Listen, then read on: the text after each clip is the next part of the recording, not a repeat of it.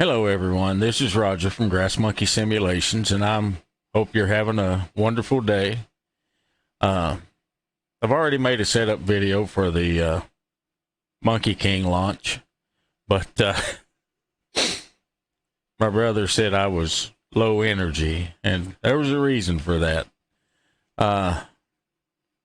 If you followed the web page at all, you know we had at least a week's delay from the lockdown in China, where our sensor was coming from. We make everything here, but there's some things that just aren't made in America.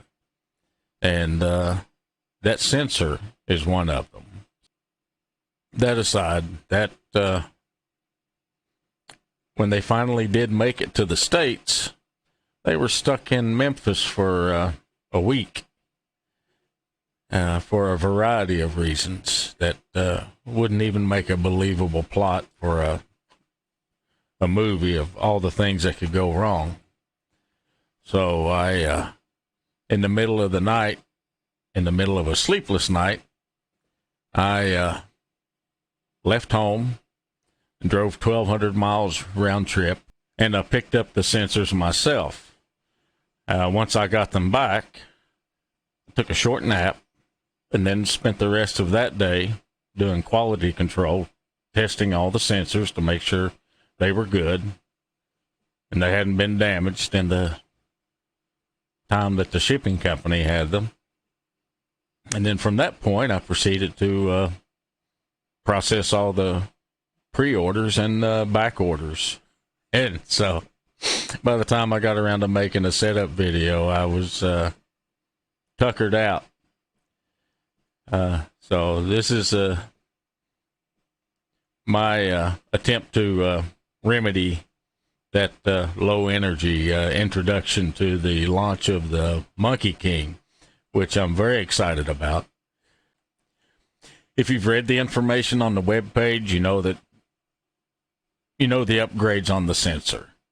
It's 240 hertz, 24 milliseconds of response time. It's super fast as far as latency is concerned.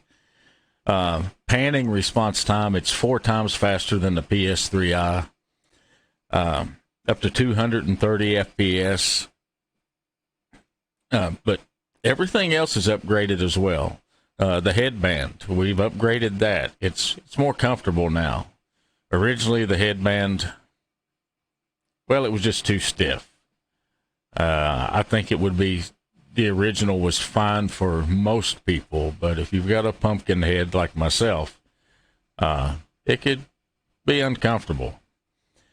But the headband's been upgraded. The Puck and the Odyssey have both been upgraded. We've optimized the geometry on the Puck and the Odyssey for increased pitch authority. So, if you're especially in a combat flight simulator, and especially World War II combat flight simulators, where you might be in a turning fight, and while you're in that turning fight, you're looking up and up and up, trying to track that target. You don't have to worry about your lights intersecting and freezing your head tracker.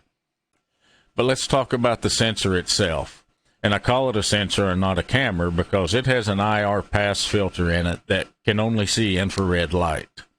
So your tracking sensor can see your head tracker, but it can't see you, in case you would have privacy concerns with hooking a camera up to your computer. So before we get started with setup, go ahead and mount your tracking sensor on your monitor and plug it into an available USB port, and then we'll go to the website. We'll go to the download section, and we'll download the OpenTrack software. If it doesn't go on the first try, you can try it again. I got it on the first try. And we'll close that, and we're going to go back to the website and go to OpenTrack profiles. And right here are all the profiles, everything that's here for the old system, which we're going to keep those up for people who have older versions of the Puck and the Odyssey, and whether it's a PS3 Eye or the Joseph camera. those will remain there. But for the Monkey King profiles, they're all right here on this one click. So we'll click on that, and that should start automatically. If it doesn't, let's see what happens here. Yep, I'm not one for waiting, so I'll do it again.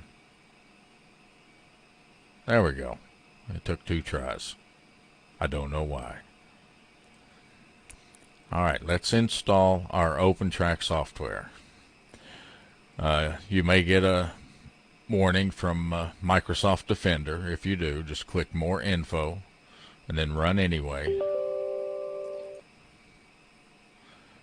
You can install to any, this is the default location. I'm going to install it there. We'll click Next. I do want a desktop shortcut. We'll click Next, Install, Finish, and it will launch. Okay, now once it has launched, it'll there we go. It created its own default INI file, but I want to overwrite that. Okay, we're going to go back to the zip file, which is in our Downloads folder, and this has our profiles. I will extract it right here, and you can cut or copy that. Then you'll go to your Documents folder and just paste it. And this folder is already in there, but we're going to overwrite that. There, so we'll close that. We can close this. We'll minimize that. All right. So now, instead of just having one default INI file, we've got all these custom ones for Elite Dangerous, American Truck Simulator, Assetto Corso, R-Factor 2, Flight Simulator. Let's go with Flight Sim. Now we'll click on the little hammer next to the Point Tracker 1.1.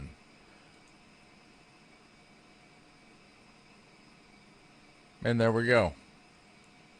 Everything's preset. We don't have to change anything in here. Under the model, you can calibrate that. That's one thing that you'll want to do. You'll want to calibrate it for yourself, for your own neck and head. Let's see if it'll start up. If it doesn't, we'll have to select the USB camera. Turn on your head tracker, and once you've got it mounted on your headphones or on your headband, and it takes a while, just a few moments, so don't feel like that it's locked up or anything. The PS3 Eye, when you click start, it starts almost immediately. With the Monkey King tracking sensor, it takes a moment. So yeah, there it is. But let's say you got your tracking sensor plugged in and you started OpenTrack after you downloaded the profiles, and it still doesn't start. Well, you may have to go up here and select the correct USB camera.